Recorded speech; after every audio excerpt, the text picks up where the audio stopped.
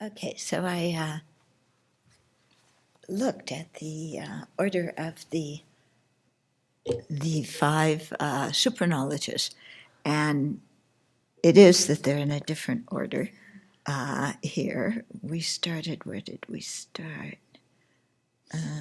Okay, yeah, this one started with the superknowledge, the highest one, of recollecting previous lives, and then went to the divine eye, which here it says you can see all these different Buddha lands. Usually it's said that you can see the arising and passing away of all sentient beings according to their karma. So usually it's the divine eye that is the last one, and then the one before that, the ability to see your previous lives. Okay, usually the way it's usually listed, and then the one before that, the divine ear. The one before that, the ability to know others' minds, and then the one before that, the supernormal powers. You know, to walk on water and go under the earth and fly in the sky and make your one body into many bodies and back to one body and make it invisible and then visible again and everything. So, you know, this really comes because of having very deep concentration. It doesn't require wisdom, so non-Buddhists can also have this ability. But it's very important that these powers be used with compassion. Otherwise, they could lead to a lot of abuse. So, okay, so then we're on number 10, right? So, provided I become a Buddha, if the beings of that land of mine should have arise in their minds the idea of selfishness and covetous thoughts, even with regard to their own bodies, then may I not attain awakening. So again, I don't think it's that you're born there and all of a sudden your selfishness is gone, but you're born there and then you need to get rid of it. So I'm wondering if that process of, getting rid of some of these things and developing other things is done while you're still enclosed in that lotus or after you've come about out. It seems, in one way, it seems if you were still enclosed, then when you came out, you're born and these things would be true. On the other hand, it seems to me that you would need a lot of instructions and a lot of practice. And so coming out of your lotus to get the instructions would be very helpful, unless they're piped in. Or, so they have some way to know them. Okay. But again, that's really nice to think, isn't it? Born in Amitabha's land, and after living there for a while, instead of becoming more egocentric, we become less egocentric. Yeah, and so of course the whole leadership of that land is, starting with Amitabha on down, is showing the example of, compassionate, not unselfish behavior. And they always say that organizations they start with the top and then the values or the behavior filtered. I don't know the behavior, but the values filtered down. So Amitabha definitely sets a good example for us. Okay, then 11, provided I become a Buddha, if the beings of my pure land are not all firmly abiding in the concentrated state of meditation and equanimity, in other words, in samadhi, until they reach nirvana, then may I not attain full awakening. Okay, so if you're going to abide in a concentrated mind of meditation and equanimity until you reach nirvana, then you must have already combined, unified serenity and insight. However, it seems to me that, I mean, the beings in Amitabha's Pure Land still eat. They must come out of their samadhi to eat, to receive teachings, to give teachings, to do all sorts of other things. So, looking at these unshakable resolves, I don't think we should take everything completely literally, that they're going to be in samadhi all the time, every day, 24 hours, but just that that people born there will come to have that ability. And of course, that makes for very quick progress on the path when you have that kind of concentration. Okay, then 12, provided I become a Buddha, if my light should be limited in measurement so that it could not illuminate 100,000 Nayuta of Kotis of Buddha lands, then may I not attain awakening. So his light is pretty brilliant, and it illuminates all these Buddha lands. So, does it mean physical light and, it's daylight all the time? Or does it mean the light of wisdom that helps to teach and guide sentient beings? Or the light of inspiration and encouragement that Amitabha is able to give to so many beings in many different places. So light could be a metaphor for a lot of different things, not necessarily taken literally. Otherwise, people, in prison would say, well, they could say, this is the light of Amitabha, because very often in prisons, they don't turn out the lights all day, all night.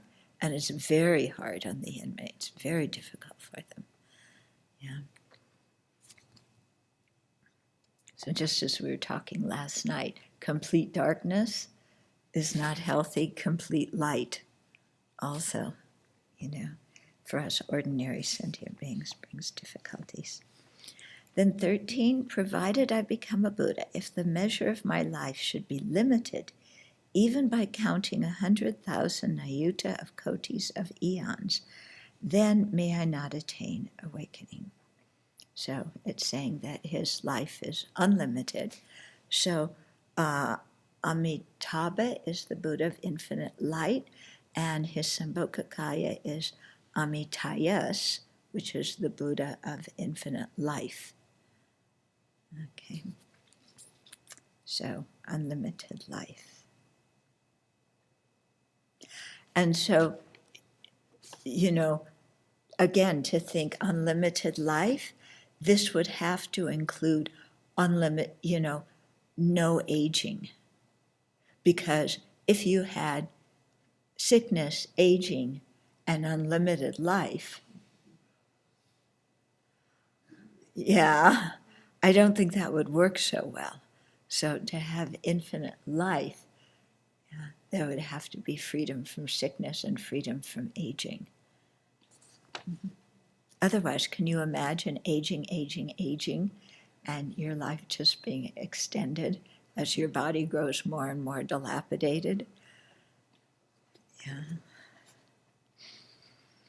And 14, provided I become a Buddha, if any being should be able to count innumerable disciples belonging to me in my Pure Land, even if all the beings of those 3 million worlds and the whole triple kilocosm who after having become Pratyeka Buddhas count and continue to do so for a period of 100,000 Nayuta of Kotis of eons, could know the balance, in other words, could know the exact count of his innumerable disciples in the Pure Land, then may I not attain awakening.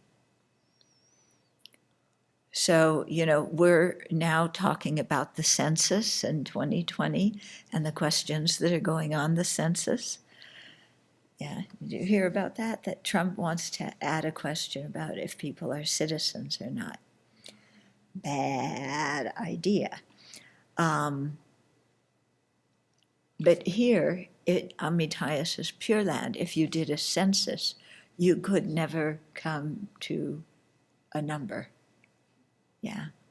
whether or not you count illegal residents or not, because I don't think there's any illegal residents in Amitabha's Pure Land.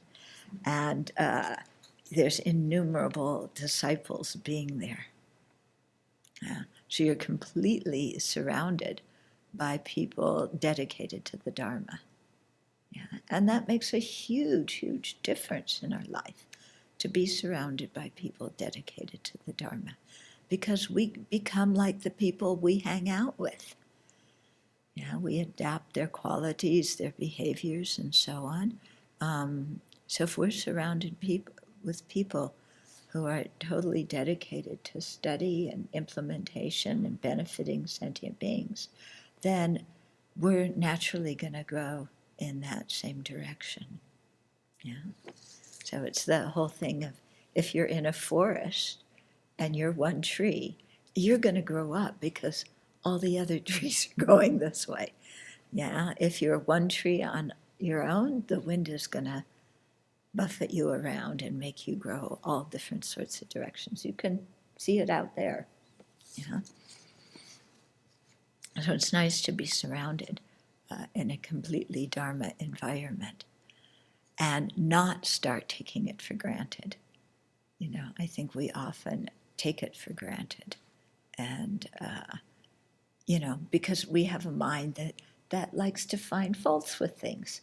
So we're in a Dharma environment, then we find something to find fault with. Yeah. In the Pure Land, I wouldn't recommend that. Yeah, I don't think Amitabha would take kindly to faults. I don't think there's a complaint department. And I think if we start complaining, then he'd probably say, you belong more in the Saha world than up here. And that wouldn't be a very good place to return to. Okay, we'll do one more, 15. Provided I become a Buddha, the life of the beings in my Pure Land should be eternal, except by their own free will whenever they choose to pass away from life. Otherwise, may I not attain awakening. So, infinite life, yeah, eternal life, unless you choose to, you want to be born somewhere else to be able to benefit sentient beings. Or maybe you go on to, right before you become a Buddha, you need to establish your own Pure Land. So you leave Sukhavati and establish your own Pure Land and go on. But other than that, then there's no fear there's no death, there's eternal life. So there's no fear of death, yeah, which means you don't have to plan funerals, you don't have to write advance directives, you don't have to worry about who's going to take your stuff, because none of your stuff belongs to you to start with. Everything in the Pure Land is freely offered and everybody uses it. Yeah, so that would be nice, wouldn't it? To live in that kind of space where you didn't have to think about all that stuff. Because as we do here in the Abbey every year, we go through our advance directives and our will and, adjust it and so on. And it always brings up so many questions in the mind. Because if you have property and then you think, I'm going to die, then who do I want it to go to? Do I want it to go to this person or that person? And how much to this and how much to that? And last year I liked them. I want them to have something, but then I don't like them anymore. I'm not so close to them. I don't want them to have this. And who's going to be the executor? And are they going to do a good job? And what happens if they don't do a good job and the people I don't want to have my stuff get my stuff? People spend a lot of time, mentally on this. And the lawyers, estate planning lawyers, and the lawyers help you build wills. They're quite busy. Yeah, because this can be a big object of attachment and clinging. Yeah. People don't just say, oh, I'm dying. Okay, doesn't belong to me anymore. Forget it. It's, I'm dying and I still have control over it. I've got to have control over it, and who gets it? Yeah. So in Pure Land, none of that. Is it sounding good to you to be born there? Yeah. You know, when they say that there's no obstacles to practicing Dharma, then, you know, and seeing these unshakable resolves and comparing it to the situation in our Saha world, then you see the kind of obstacles that we have that aren't present there.